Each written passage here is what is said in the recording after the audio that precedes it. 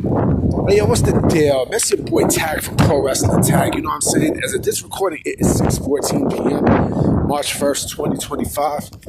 You know what I mean? Right now, I'm in Queens chilling. You know what I mean? I'm in Queens just, visiting some family and friends and shit. You know what I mean? Before I head home to watch, Elimination Chamber. You know what I mean? Elimination Chamber is that shit look like it's gonna be fucking great. Not good, but great on both sides. Both sides, you know what I mean? The men's and women's elimination chamber. You know what I'm saying? And I can't wait for the main thing I want to see was going to, I'm expecting a huge surprise. You know what I mean? I'm expecting some shit. I'm definitely expecting, on The Rock, Cody Rhodes side and shit. You know what I mean? Like I think Punk is going to be the one to sell, to sell his soul to, I think Punk is going to be the one, to sell his soul to The Rock. I just got a feeling. I just got a big feeling, yo. It makes sense because if you want to do a great WrestleMania match, a big WrestleMania match, it'll definitely be Punk and Cody. No doubt about it. No doubt about it. You know what I'm saying? No doubt about it. Now usually I would say this kind of thing for discussions. It's just, but I definitely want to, mention something, in with this topic. You know what I'm saying? Because I thought about some shit, and this video is gonna go up after about 11:30 tonight. You know what I'm saying? Tonight, I fucking hate you tonight. Know what I mean? So Bret Hart is one of my favorite wrestlers of all time. You know what I mean? The excellence of execution. You know what I mean? The best there is, the best there was, and the best there ever will be. And to me, his greatest year was in 97 when he actually showed, range with his character. You know what I mean? With how good he was as a heel, with the United States with Canada versus the United States. You know what I mean? And I thought it was freaking great. You know what I mean? That's something that you have never seen before, ever, in pro wrestling. You will never see that again, where he's a face everywhere, right? Everywhere across the world, but he's a heel in the United States. You know what I mean? And the same thing with the talent. You know what I mean? Like they're faces in their country, right? But in Canada, they're heels. Now I mean that's unheard of. That is clearly unheard of. Hold on real quick, guys. Yeah, some fucking, you know what I mean? A fire truck just rolling by and shit. But, I know Bret Hart left the WWF in 97 because of a lot of issues. You know what I'm saying? And there were issues with, mostly the title, but it was mostly his contract. You know what I mean? Because WWE couldn't, afford, the World Wrestling Federation couldn't afford to pay Bret Hart the money that he was making. I mean, he was making bread. Remember, they gave him that 20-year contract. You know what I'm saying? But, Vince said, fuck it, we'll let you go to WCW. And I know one of the reasons why he also left too was not only the screw job, but I know he was not a proponent of, how the Attitude Era was going. Like the era that that the World Wrestling Federation was going. You know what I mean? Where it was no longer about, being a role model to little kids and everything else. Everything was now going towards more of an adult-based product. And if Bret thought 1997 was bad, where he was complaining so much, 98 was worse. 1998 was worse because look at everything that happened in 98. You know what I'm saying? Look at everything that you've seen in 1998.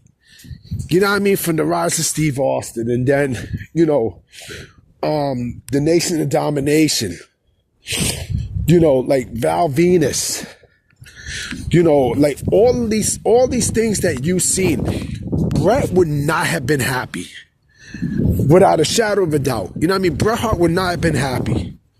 And remember, Bret was also selfish at the time too. it's also a shame that he wound up being a bitter old man.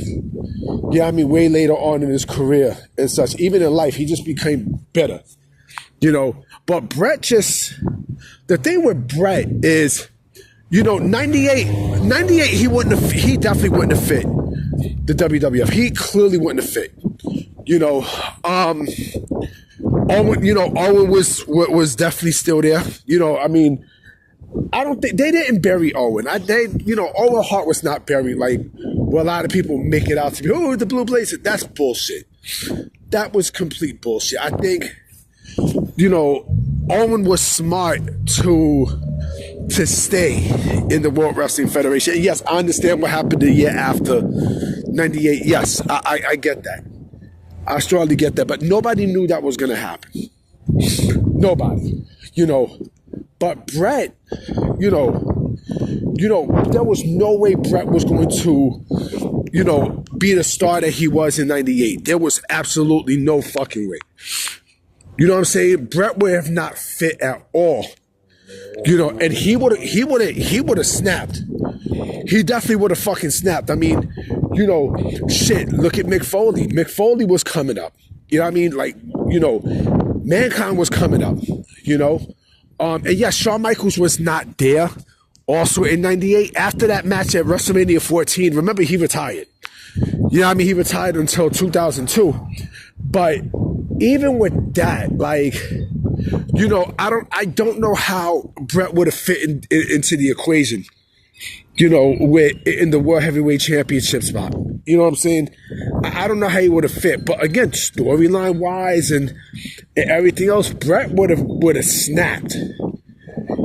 Bret Hart would have snapped completely with the storylines that you've seen, and it was just extremely fucking chaotic. And and mind the rise of Triple H as a star before he became the cerebral assassin, the game and shit like that.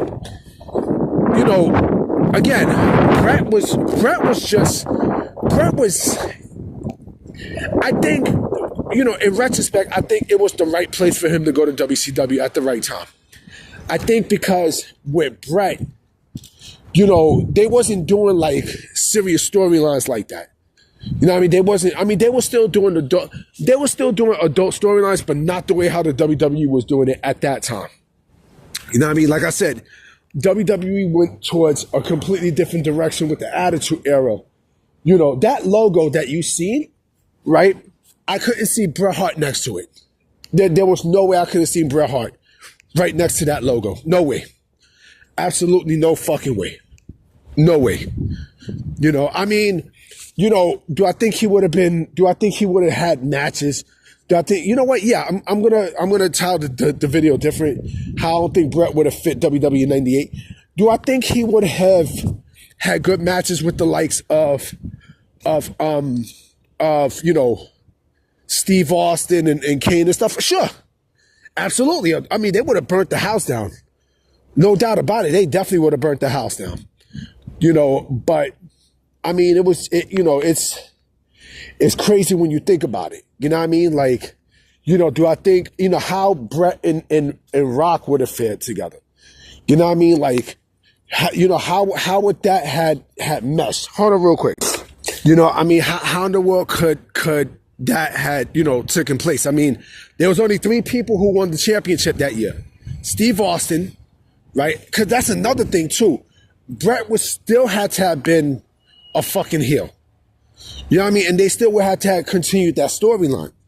Between the United States and Canada. And now that wouldn't have worked. It clearly wouldn't have worked at all. You know what I mean? And again, The Rock was also a champion. He won his first WWE championship in 98. Kane, same thing. So where would Bret have fit in the equation in 98? There was nowhere. There was basically nowhere. There was nowhere. He definitely had to, he would have blew up. He definitely would have blew up. He would have snapped. He probably would have fought somebody. But also in retrospect, I think it was good for Shawn Michaels to leave too. I think those two, they were just bulls. against each other. Like, it wouldn't have worked. Ego's a motherfucker. You know what I mean? Ego is insane. You know, like, ego is something else. You know, but I'm about to be out, guys. You know what I'm saying? Hope there's some news tomorrow. I mean, there definitely should be some news tomorrow for sure. I mean, you know, again, you know, this is going up, you know, before Elimination Chamber tonight. So we don't know we don't know what's gonna happen tonight. You know what I mean? So I'm gonna holler at y'all. Peace.